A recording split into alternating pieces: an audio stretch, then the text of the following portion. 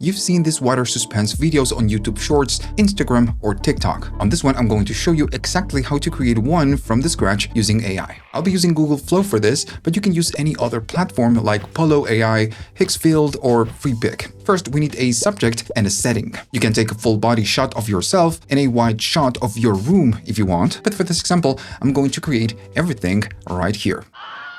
To start, we need a full body shot and a subject. I'll be using Nano Banana 2 and it will be getting two different outputs. Full body shot of a young, aesthetic man, plain grain background. This is what I get back and I think I like this one a little bit more. So I will favorite this generation and I will go right here and delete it. On this version of Google Flow, it's always a good idea to rename the files. Instead of man on green background, I'm going to call it Mark, just to call it something. And then full shot or FS for full shot. I will click on this image so we can enter the edit mode. On the edit, by selecting this as a reference, I will say close-up shot so we can get a close-up of the same subject. Once we get it, it's pretty consistent. I don't like the arms, but that's fine. I still think this is going to work. So we have the full body shot and I guess we need one more shot, one more take. I want a profile shot.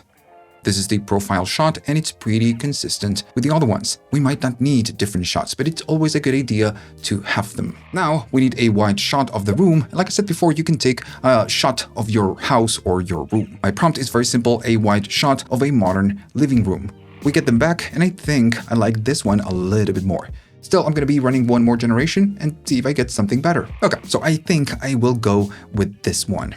I'm just going to call it Livingroom. You can use whatever name that you want. And I'm going to delete the ones that we don't want. And I'm deleting them because I'm recording this, so this looks a lot less confusing. Now that we have all the parts that we need to combine them into the first underwater frame. Now this is my prompt and I know it's a little bit long, but it's super detailed. And on this version of Flow, I am using the tags so we can do the referencing. Now first, I will go to the living room. I will do at and select the living room. And when it says man, well, we need our subject at, and then I'm going to select the Mark full body shot. And then we do the same every time we talk about the living room or we talk about Mark. Okay, so I've logged all the different ingredients. First, we point to the room and the man. Then on the setting, we tell the AI to keep the layout on 1:1, meaning consistency. Then on the transformation, we describe the room being fully submerged in deep water. We add as much details as we can, like God rays, bubbles, and just light patterns. And to finish, we describe the atmosphere and the mood. Let's run the prompt and see what we get back. Once I get them back, this one is usable. It's kind of what we like. This one is not good. It's adding some things on the background right here. We have a CD in the back and on the real reference, we don't. This one is no good. I'm gonna delete it. And now if I want to get more takes of this, we just need to go to reuse prompt and we get the prompt back. I'm just gonna try to get different takes and then just decide which one is the best. We get them back and I really like this one, but maybe I like this one a little bit more. And just like before, I will go right here and I'm gonna call it under wide shot.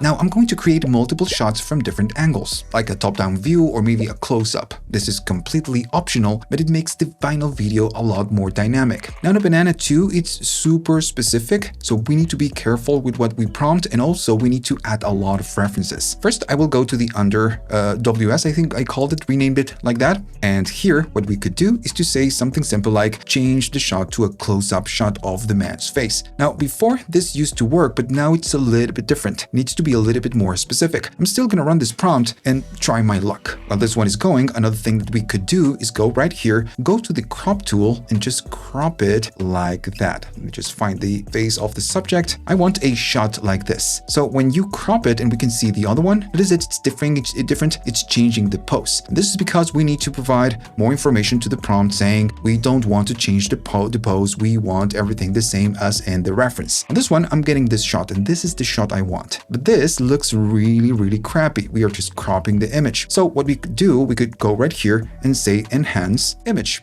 Once we get it back, we can see it's a lot more consistent with the other one. It's adding a few things. For example, we have more bubbles, and at the back, the wall, it's like stained, which is something that we don't have on the main reference. And I'm just gonna accept this image and keep moving forward. But right here, what you could do, you could take this image as a reference, of course, and then provide a prompt to edit and remove and enhance the parts that you don't want. But I will use this as one of the shots. I'm going to click right here to save it to the project. And now we have the wide shot and the close-up. Next, First, I want an overhead type of shot. And on this one, instead of using the edit, I will do it right here on the main screen. A strict 90-degree overhead shot looking straight down. The man in the reference floats horizontally in a submerged modern room, living room as in the reference. First, we need the man in and we need to use the reference. I will use the under WS. Floats and then on the living room, and then we need the same reference. Now we could add the living room, the actual living room, but if we do something like that, it will change the tone of the water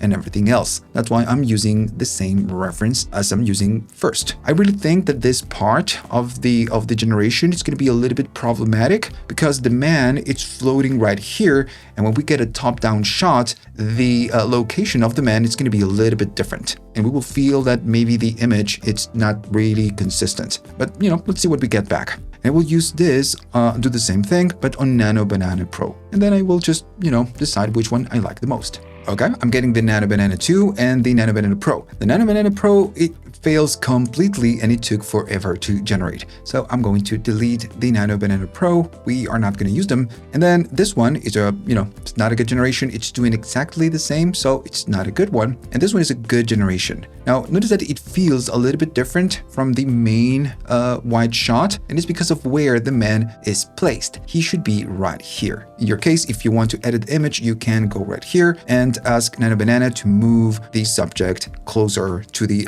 bottom of the frame. In this case, I'm going to keep moving forward. We have the wide shot, the top-down shot, and the close-up. I want to get one more shot, and we just need to repeat almost the same process. Close-up shot of the man's leg. The man in, I will use the under WS, floats on the living room. We use the living room as a reference, and then we tag the under WS. His legs are positioned, and this is important, the same way as the man in, and then we use the same reference. I know I'm using the same reference 3 times, but this is kind of the way Nano Banana works right now. We need to be really, really specific. But a different thing that we can do, and we will see how it works, is to go right here and do the same thing we did before. Go to the crop, focus on the legs, then crop it, and then ask to enhance it. So enhance image. Oh, I made a mistake. I'm using Nano Banana Pro. You know what? I'm going to go back and do the same thing with Nano Banana 2. Let's see if we get something better. With Nano Banana Pro, we are getting the close shot. We are getting the, we're getting the shot, but no water. Still, I got to say that this generation looks pretty good if it wasn't for the water. On this one, it's doing it, but it's adding a little bit more details. Notice that we have something right here. If I go at the top, it's a little bit different. So it's kind of adding things for us. I want to keep this simple, so I will just add it to the project and then go back and check the other generations. On the other ones, we get something completely different, and I gotta say that I like them a little bit more. I'm gonna use this one because it's a little bit more consistent with the other image. So let me just clear the prompt, and I've deleted the ones that we are not gonna use.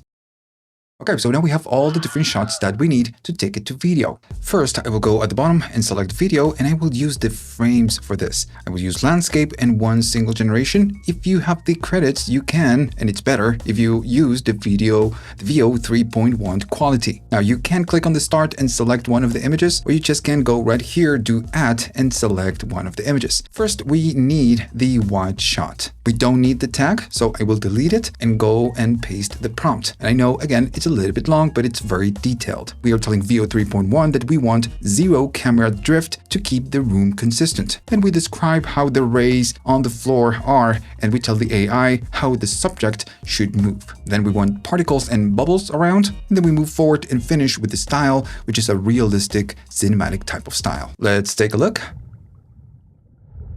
A little bit weird, the bubbles, but it's fine. Still, I'm going to run it one more time and see if I get something that I like a little bit better. I'm going to run that, and I'm going to run one more time, but I will delete the micro bubbles and everything else, and then run one more generation. Let's take a look at the bubbles variation. Much better, but right here, it looks like he's farting. So maybe not that good. Let's just take a look at the other one. Let's see if we get the weird bubbles. Okay, so that's fine. I like this one a little bit more, so I'm gonna go with this one. Now we need to do the same with the other shots. First, I think I'm gonna do the close-up. I will delete the first frame, click, and I will use the close-up. Make sure that it's the good close-up and not the low resolution close-up. and I'm going to keep the prompt completely the same. I'm not going to change anything. It is the same location, the same atmosphere, the same everything. So we just don't need to change the prompt. I'm going to run it. While this one is going, I will delete this and select the other one, which is the overhead shot. Let me find it first. There we go. The top-down view. I will run one of that one, and I will do the same with the legs. There we go. Legs. It's the same prompt. Let's see the close-up. Looks pretty good. If we run the quality mode, which is 100 credits, we should be getting something a little bit more hi-fi. But this, will work. Let's see the top down, and I can really... Oh, it's a bad generation. No shoes, and we get the bubbles. I'm going to click on reuse for the top down and get a different take. Let's see the close-up of the legs. So far so good. It looks nice. And we have a problem, but that's fine. We are not going to use the whole clip. All right, so let's take a look at the other take, the alt take of the overhead shot, and we have the same problem. And this is happening because this shot, the overhead shot, it's super distant. So the model cannot see that the subject is wearing shoes. Still, since our main shot is this one, the wide shot, and these ones are just like B-rolls or just different takes, you're not going to use a lot of them. So I'm going to keep it. I think this will work. Now you just need to download the videos and create a good sequence. Like I said before, the wide shot is the main shot, and the other ones are just tiny little parts that you will show on your clip. One thing that you can do if you want a little bit more variation, I will go right here to the wide shot or any of the other shots, and you can go to cameras. Right here, you can select a different camera motion or camera position, and you will use this video as a reference just to get different takes and make the video a little bit more dynamic. I'm going to run a couple of this. If they work, fine. If not, we already have the videos that we want. I'm going to try the orbit up. Once you select it, you just need to go right here and then run it, and you will get the variation right here. Then I'm going to change the camera position. I will use closer. Like I said before, this is completely optional and it costs credits, but it is always a good idea to have different variations. My recommendation for you is do not run this before you try to create the final product. You do this if you feel that you need something else. Let's see the variations. This one is the orbit up, and it's nice.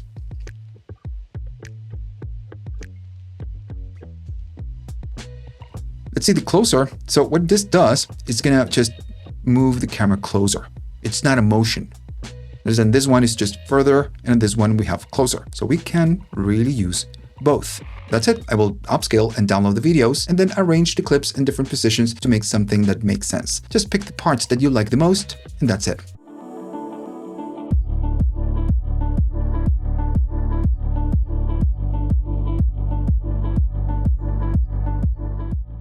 If you like this, please like and subscribe. This channel is supported by viewers only. To support this channel, you can buy me a coffee through PayPal, YouTube Thanks, Patreon, or you can join one of my courses. It's all in the description of the video.